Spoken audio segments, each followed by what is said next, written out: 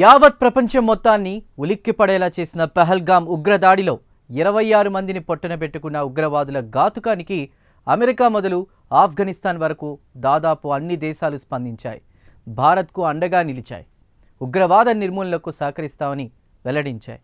ఈ దిగ్భ్రాంతికర ఘటనను కేంద్ర ప్రభుత్వం అత్యంత తీవ్రంగా పరిగణలోకి తీసుకుంది. శత్రుదేశం చర్యలను అణిచివేసేందుకు చర్యలు తీసుకుంటూనే పలు వ్యూహాలు రూపొందిస్తోంది. అయితే ఇప్పుడు కశ్మీర్లో ఎలాంటి పరిస్థితులున్నాయి?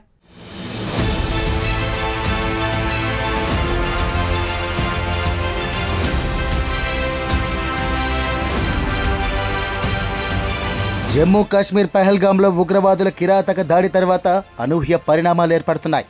ఈ దాడికి ప్రతీకారంగా కేంద్ర ప్రభుత్వం పలు నిర్ణయాలను తీసుకుంది. ఈ మారణ హోమానికి పాకిస్తాన్ ప్రేరేపిత ఉగ్రవాదులే కారణం కావడం వల్ల ఆ దేశంపై కఠిన ఆంక్షలను దిగింది. ఇక ప్రధానమంత్రి నరేంద్ర మోదీ అధ్యక్షతన ఏర్పాటైన భద్రతా వ్యవహారాల కేబినెట్ సబ్ కమిటీ ఈ నిర్ణయాలను తీసుకుంది. పహల్గామ్ దాడి ఘటనను జాతీయ దర్యాప్తు సంస్థ టేకోవర్ చేసింది. కేంద్ర హోం మంత్రిత్వ శాఖ ఆదేశాల మేరకు ఎన్ఐఏ దర్యాప్తు మొదలుపెట్టింది. పెహల్గామ్ లో ఉగ్రవాదులు కాల్పులు జరిపిన బైసరన్ మీడోస్ లో సందర్శించారు. అణువణువు పరిశీలించారు. Inspector general, deputy inspector general rank అధికారులతో కూడిన ప్రత్యేక టీం బైసరన్ సందర్శించింది. యాంటీ టెర్రర్ ఏజెన్సీ నుంచి పోలీస్ సూపరింటెండెంట్ స్థాయి అధికారులు ఇందులో ఉన్నారు. ఫోరెన్సిక్ నిపుణులు ఈ దర్యాప్తులో భాగస్వామ్యమయ్యాయి. ఇక పహల్గామ్ బైసరన్ లో క్షేత్రస్థాయిలో భద్రతా వ్యవస్థను పరిశీలించారు. బైసరన్ మీడోస్ ఎంట్రీ, ఎగ్జిట్ పాయింట్లు ఎన్ఐఏ దర్యాప్తులో కీలకంగా మారాయి. పట్టపగలు బహిరంగంగా AK-47 వంటి మారున ఆయుధాలతో అంతమంది ఉగ్రవాదులు ఎలా పహల్గామ్ లో అడుగు పెట్టగలిగారు, ఎలాంటి అడ్డంకులు లేకుండా స్వేచ్ఛగా బైసరన్ మీడోస్ లో ప్రవేశించగలిగారు అనే అంశంపై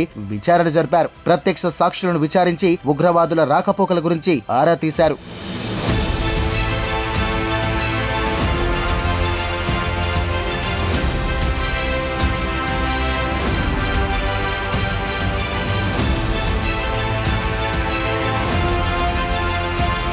ఉగ్రదాడిలో కీలకంగా వ్యవహరించిన ముష్కరులను అతి తక్కువ సమయంలోనే గుర్తించారు. మొదటగా ఆదిల్ రెహమాన్ డెంటు. సోపోర్లోని లష్కరే తోయిబా జిల్లా కమాండర్ అయిన డెంటు 2021లో నిషేధిత ఉగ్రవాద సంస్థలో చేరాడు. అతను ఈ ప్రాంతంలో అనేక ఉగ్రవాద కార్యకలాపాల్లో చురుగ్గా పాల్గొన్నాడు. ఇక రెండవది ఆసిఫ్ అహ్మద్ షేక్. అవంతిపోరాలోని జైషే మహమ్మద్ జిల్లా కమాండర్ అయిన షేక్ 2022లో నిరంతర ఉగ్రవాద కార్యకలాపాల్లో పాల్గొంటున్నారు. హసన్ అహ్మద్ షేక్. పుల్వామాలోని లష్కరే తయ్యబా చురుకైన సభ్యుడైన షేక్ 2023 నుండి ఉగ్రవాద కార్యకలాపాల్లో నిరంతరం పాల్గొంటున్నారు. హారిస్ నజీర్. 2023 నుంచి లష్కరే తయ్యబాలో చురుగ్గా ఉన్న నజీర్ పుల్వామాకు చెందిన మరో కీలక ఉగ్రవాది. తాజాగా ఇండియన్ ఆర్మీ హారిస్ నజీర్ ఇంటిని ధ్వంసం చేశారు. అమీర్ నజర్ వానీ. జైషే మహమ్మద్ సభ్యుడైన వానీ పుల్వామాలో చురుకైన ఉగ్రవాది. 2024లో ఈ గ్రూప్ లో చేరారు. ఈ క్రమంలోనే తాజాగా ఆర్మీ అధికారులు వాన్ని ఇంటి ధ్వంసం చేశారు. ఇక ఆరవది యావర్ అహ్మద్ భట్. 2024 నుండి జైషే మహమ్మద్ తో సంబంధం ఉన్న భట్ పుల్వామా నుంచి కార్యకలాపాలు నిర్వహిస్తున్న మరో చురుకైన ఉగ్రవాది. ఇక ఏడవది ఆసిఫ్ అహ్మద్ ఖాండే. షోపియాన్ కు చెందిన ఉగ్రవాది ఖాండే జూలై 2015లో హిజాబుల్ ముజాహిద్దీన్ లో చేరాడు. అతను పాకిస్తానీ ఉగ్రవాదులకు ముఖ్యంగా ఈ ప్రాంతంలో దాడులు చేయడంలో సహాయం చేస్తున్నాడు. నజీర్ అహ్మద్ వానీ. పోషియాన్ కు చెందిన లష్కరే తోయిబాకు సంబంధించిన మరో సభ్యుడు వానీ 2019లో నుండి ఉగ్రవాద కార్యకలాపాల్లో చురుగ్గా పాల్గొంటున్నాడు. షాహిద్ అహ్మద్ కుటే. 2023 నుండి షోపియాన్ లోని చురుగ్గా ఉన్న కుటే లష్కరే తోయిబా, దాని proxy group the resistance front TRF లో సంబంధం కలిగి ఉన్నారు. ఆమీర్ అహ్మద్ దార్. షోపియాన్ లో కీలక వ్యక్తి అయిన దార్ 2023 నుండి లష్కరే తోయిబాతో చురుగ్గా ఉన్నారు. పలు ఉగ్ర కార్యకలాపాల్లో పాల్గొన్నాడు. ఆధాన్ సఫీ దార్. షోపియాన్కు చెందిన మరో ఉగ్రవాది దార్ 2024 నుంచి లష్కరే తోయిబాతో పాటు TRF కోసం పనిచేస్తున్నారు. ఈ క్రమంలో పలు దాడుల్లో పాల్గొన్నారు. జుబైర్ అహ్మద్ వానీ. అబు ఉబైదా, ఉస్మాన్ అనే మారుపేర్లతో ఉన్న అహ్మద్ వానీ అనంతనాగ్లోని హబ్జుల్ మొహద్ హిజాబుల్ ముజాహిద్దీన్ లో chief operational commander. Haroon Rashid Ganai. Anantnag కు చెందిన చురుకైన హిజాబుల్ ముజాహిద్దీన్ ఉగ్రవాది గనై 2018లో పాకిస్తాన్ ఆక్రమిత కాశ్మీర్ POKలో ఉగ్రవాద శిక్షణ పొందారు. జాకిర్ అహ్మద్ గని. కుల్గామ్ లో కీలక వ్యక్తి అయిన గని లష్కరే తోయిబాతో సంబంధం కలిగి ఉన్నారు. తాజాగా ఈ ఉగ్రవాది ఇంటిని ఆర్మీ అధికారులు నేలమట్టం చేశారు.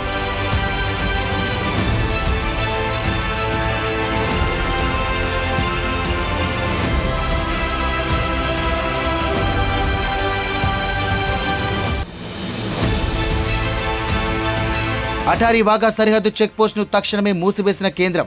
ఇక డాక్యుమెంట్లతో భారత్కు వచ్చి ఇక్కడ నివసిస్తోన్న పాకిస్తానీయులను తమ స్వదేశానికి వెళ్లిపోవాలని ఆదేశించింది. ఎట్టి పరిస్థితుల్లోనూ గడువు పొడిగించే అవకాశాలు కనిపించట్లేదు. మే 1వ తేదీ లోపల వాళ్ళంతా కూడా భారత్ ను వదిలి పాకిస్తాన్ కు వెళ్లిపోవాల్సి ఉంటుంది. ఈ రాకపోకల కోసం వారిని అందుబాటులో ఉన్న ఒకే ఒకటి ఈ అటర్జీ బార్డర్ చెక్ పోస్ట్. దీని ద్వారా మాత్రమే అధికారికంగా సరిహద్దు దాటాల్సి ఉంటుంది. గడువు దాటిన తర్వాత కూడా ఇక్కడే ఉంటే పాకిస్తానీయులకు జైలు శిక్ష తప్పకపోవచ్చు. ఇండస్ రివర్ ట్రీటీని కేంద్రం రద్దు చేసింది. పాకిస్తాన్తో అన్ని రకాల సంబంధాలను కూడా తెంచేసుకుంది. భారత్లో ఉన్న పాకిస్తాన్ హై కమిషనర్ కు సమన్లు జారీ చేసింది. మే 1లోగా దేశం విడిచి వెళ్లాలని ఆదేశించింది. సిసిఎస్ లో తీసుకున్న నిర్ణయాలతో కూడిన అధికారిక పత్రాన్ని ఆయనకు అందజేసింది. ఈ పరిస్థితులను దృష్టిలో ఉంచుకున్న పాకిస్తాన్ అప్రమత్తమైంది. పహల్గామ్ ఉగ్రదాడిలో తమ చర్యను కాదని నిరూపించుకున్న పనిలో పడింది. తాము పెంచి పోషిస్తున్న ఉగ్రవాదులు మిలిటెంట్ గ్రూపులే పహల్గామ్ నరమేధానికి పాల్పడ్డాయంటూ భారత్ పదే పదే చెప్తుండడాన్ని తప్పుపట్టింది. పహల్గామ్ ఉగ్రదాడిపై తటస్థ ఏజెన్సీల ద్వారా సమగ్ర దర్యాప్తు జరిపించడానికి సిద్ధంగా ఉన్నామని పాకిస్తాన్ ప్రధానమంత్రి షహబాజ్ షరీఫ్ ప్రకటించారు. ఖైబార్ ముఖ్తాంక్వా ప్రావిన్స్ లోని కుకుల్లో పాకిస్తాన్ మిలిటరీ అకాడమీ గ్రాడ్యుయేషన్ సెరమనీలో ఆయన హాజరైన పాక్ ప్రధాని తటస్థ దర్యాప్తు ఏజెన్సీల ద్వారా పహల్గామ్ ఉగ్రదాడిపై దర్యాప్తు జరిపించడానికి సిద్ధంగా ఉన్నానని ఇక వెల్లడించారు. పహల్గామ్ లో జరిగిన విషాదకర సంఘటనను తమపై నిందలు వేయడానికి, ఆరోపణలు చేయడానికి వినియోగించుకోవడం సరైంది కాదని అన్నారు. దీన్ని బ్లేమ్ గేమ్ గా అభివర్ణించారు. పహల్గామ్ ఉగ్రవాది దాడి ఘటనను ఇప్పటి వరకు కూడా ఖండించలేదు షహబాజ్ షరీఫ్. ఈ అంశంపై ఎక్కడ కూడా బహిరంగంగా మాట్లాడలేదు. దీనిపై ఇప్పుడు మిలిటరీ అకాడమీ గ్రాడ్యుయేషన్ సెరమనీ కార్యక్రమంలో బహిరంగ వ్యాఖ్యలు చేశారు. ఉగ్రవాదం ఏ రూపంలో దాన్ని పాకిస్తాన్ ఖండిస్తూ వచ్చిందని పేర్కొన్నారు.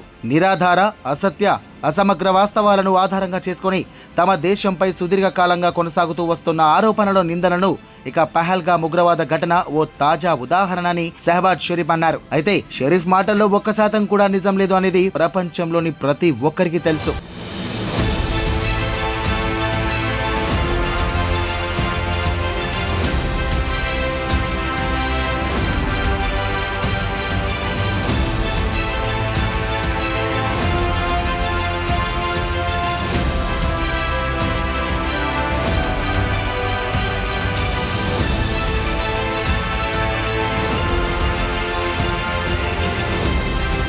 కాశ్మీర్ను సందర్శించే దేశ విదేశాలకు చెందిన ప్రకృతి ప్రేమికులు తప్పకుండా చూసే ప్రదేశం బైసరన్ లోయ. అక్కడి రమణీయ దృశ్యాలను కెమెరాల్లో బంధించుకుంటారు. ఇటీవల ఉగ్రదాడి జరిగిన సమయంలో అక్కడ ఉన్న వీడియోగ్రాఫర్ తీసిన వీడియోలు ఉగ్రదాడికి సంబంధించిన దర్యాప్తులో కీలక పాత్ర పోషించనున్నాయి. ఇక బైసరన్కు వచ్చే టూరిస్టులకు ఫోటోలు, వీడియోలు, రీల్స్ తీసే ఓ స్థానిక వీడియోగ్రాఫర్ కెమెరాకు చిక్కిన దృశ్యాలు దాడికి కీలక ఆధారాలుగా మారాయి. నేషనల్ ఇన్వెస్టిగేషన్ ఏజెన్సీ ఎన్ఐఏకు ఈ వీడియో దొరికింది. పర్యాటకులపై దాడి చేసేందుకు వచ్చిన ఉగ్రవాదులను చూసి భయాందోళనకు గురైన ఆ వీడియోగ్రాఫర్ అక్కడి నుంచి పరుగులు తీశాడు. ఉగ్రవాదులు కాల్పులు జరుపుతుండగా అక్కడే ఉన్న ఓ చెట్టుపైకి ఎక్కి దాక్కొని వారి మారణ హోమానికి సంబంధించిన దృశ్యాలను కెమెరాలో రికార్డు చేశాడు. వీడియోలన్నింటినీ క్షుణ్ణంగా పరిశీలించిన ఎన్ఐఏ దాడి ఏ రకంగా జరిగింది అనేది విశ్లేషించే పనిలో పడింది. ఉగ్రవాదులు 2 టీములుగా విడిపోయి బైసరన్ లోయలో ఇక వేరువేరు దిక్కుల నుంచి కాల్పులకు తెగబడినట్లు ఆ వీడియో ఆధారంగా ఎన్ఐఏ అధికారులు గుర్తించారు. మొదట 2 ఉగ్రవాదులు టూరిస్టులను ముస్లిం మతాచారాన్ని పాటించాలని బెదిరించారని, ఆ తర్వాత దాదాపు 4 పర్యాటకులను కాల్చి చంపినట్లు అందులో ఉంది. ఇక ఈ కాల్పులతో అక్కడ ఒక్కసారిగా భయాందోళనలు నెలకొన్నాయి. దీంతో టూరిస్టులు ఎక్కడికక్కడ పారిపోయారు. ఇక అదే సమయంలో జిప్ లైన్ అనే ప్రదేశం నుంచి మరో ఉగ్రవాదులు బయటికి వచ్చి టూరిస్టులపై కాల్పులు జరిపారు. వీడియోగ్రాఫర్ ను ప్రశ్నించి కీలక ఆధారాలను ఎన్ఐఏ సేకరించింది. దాడి చేసేందుకు ఉగ్రవాదులకు సహకరించిన వారిని గుర్తించేందుకు ఈ వీడియో ఉపయోగపడుతుందని అధికారులు భావిస్తున్నారు. ఇక ఈ ఉగ్రదాడి సందర్భంగా కాల్పులు జరిపిన ముష్కరులు కొందరి ఫోన్లను లాక్కున్నట్లు ఎన్ఐఏ దర్యాప్తులో వెల్లడించింది. ఈ ఉగ్రదాడి సందర్భంగా కాల్పులు జరిపిన ముష్కరులు కొందరి ఫోన్లను లాక్కుంటున్నట్లు ఎన్ఐఏ దర్యాప్తులో తేలింది. అక్కడికి వచ్చిన ఒక టూరిస్టు ఫోన్తో పాటు స్థానికుడు ఫోన్ కూడా బెదిరించి తీసుకున్నట్లు వెల్లడైంది. దీంతో ఆ 2 ఫోన్లను ట్రాక్ చేసేందుకు అధికారులు ప్రయత్నిస్తున్నారు. ఘటన స్థలం నుంచి AK-47, M4 రైఫళ్లకు సంబంధించిన ఖాళీ తూటాలను స్వాధీనం చేసుకున్నారు.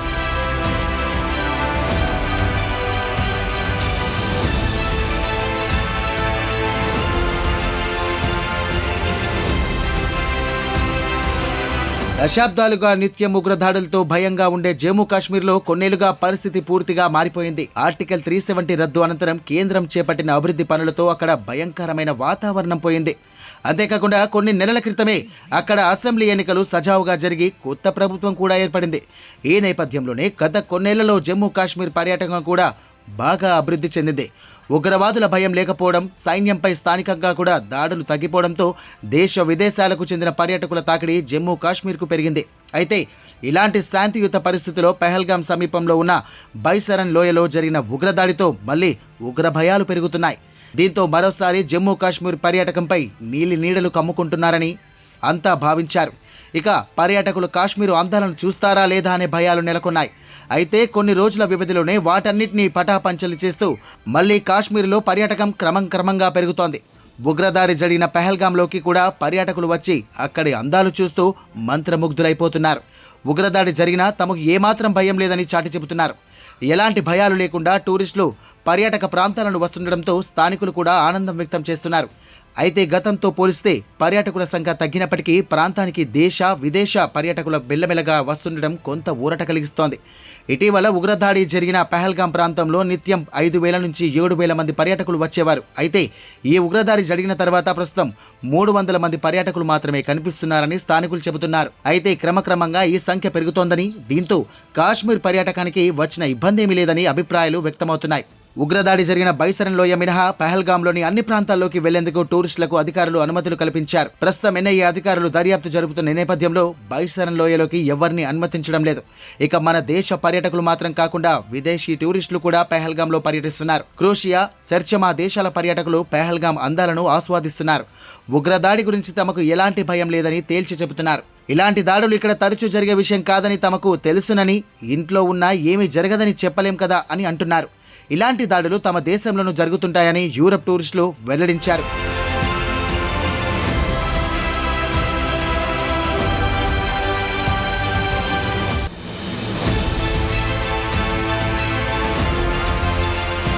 అటాక్ తర్వాత కొన్ని రోజులకు ఇక్కడికి వచ్చే పర్యాటకులు పెరగడం విశేషం.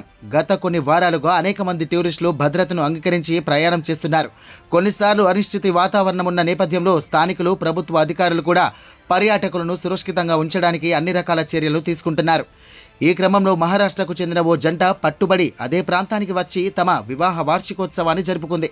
సుశాంత్, ప్రీతి అనే ఈ దంపతులు భయాన్ని వీడి పెహల్గాంను సందర్శించారు. తమ వార్షికోత్సవ వేడుకకు పెహల్గాంని ఎంచుకొని ఇక్కడి పరిస్థితులు సాధారణ స్థితికి వస్తున్నాయని, ఎలాంటి భయాందోళనలు అవసరం లేదని దేశ ప్రజలకు తెలియజేయడమే తమ ముఖ్య ఉద్దేశమని వారు వెల్లడించారు. పెహల్గాంలో జీవితం సాధారణంగానే సాగుతోంది. ప్రజలు ఎంతో ఆప్యాయంగా ఉన్నారు. ఈ సందేశాన్ని అందరికీ చేరవేయాలని మేము ఇక్కడికి వచ్చామని వారు పేర్కొన్నారు. ఇక కాశ్మీర్ లోయలోని అపురూపమైన ప్రకృతి సౌందర్యాన్ని, స్థానిక ప్రజల స్నేహపూర్వక ఆతిథ్యాన్ని దేశ ప్రజలందరూ వచ్చి స్వయంగా అనుభవించాలని సుశాంత్, ప్రీతి పిలుపునిచ్చారు. ఉగ్రవాద ఘటన వల్ల భయపడకుండా ధైర్యంగా కాశ్మీర్ను సందర్శించి ఇక్కడి పర్యాటక రంగాన్ని చేయూతనివ్వాలని కోరారు. ఇకపై ఎవరు కాశ్మీర్ ప్రాంతానికి రాలేరని అనుమానాలు చాలా త్వరగా తేలిపోయాయి. భద్రతా సవాళ్ల మధ్య పెహల్గాంలోని పర్యాటకుల సంఖ్య క్రమంగా పెరిగిపోతోంది. దీంతో పాటు స్థానికుల వ్యాపారం కూడా యథావిధిగా కొనసాగుతోంది. కొంతకాలమైతే టూరిజం మరింత పెరిగే ఛాన్స్ ఉంది. అనేక మంది ప్రాణాలను బలికొన్న విధ్వంసకరమైనటువంటి ఉగ్రదాడి తర్వాత జమ్మూ కాశ్మీర్, పెహల్గాం లోయ క్రమంగా సాధారణ స్థితికి తిరిగి వస్తోంది. ఇలాంటి పరిణామం కాశ్మీర్ టూరిజం సహా ఇండియాకు కూడా మంచి విషయమని చెప్పవచ్చు. ఇదంతా ఇండియన్ ఆర్మీపై దేశ విదేశీ పర్యాటకులకు కలిగిన నమ్మకానికి నిదర్శనంగా చెప్పవచ్చు.